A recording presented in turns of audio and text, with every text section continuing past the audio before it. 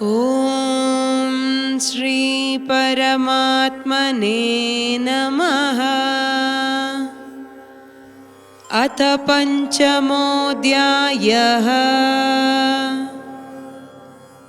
ಕರ್ಮ ಸನ್ಯಾಸ ಯೋಗಃ.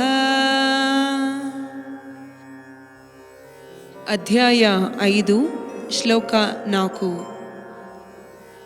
ಸಾಂಖ್ಯಯೋಗೌ ಪೃಥಕ್ ಬಾಲಾಃ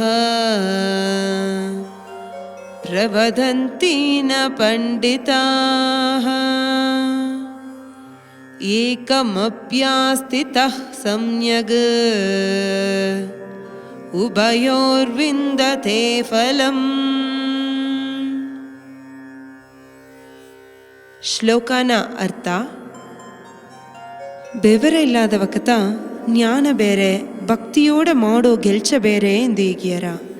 ಕತ್ತವಕ ಈ ಎರಡುದೋಗೆ ಒಂದನ ಸರಿಯಾ ಮಾಡಿಲೆಯೂ ಎರಡನ ಫಲನೂ ಸಿಕ್ಕಿರ ಎಂದು ಈಗಿಯರ.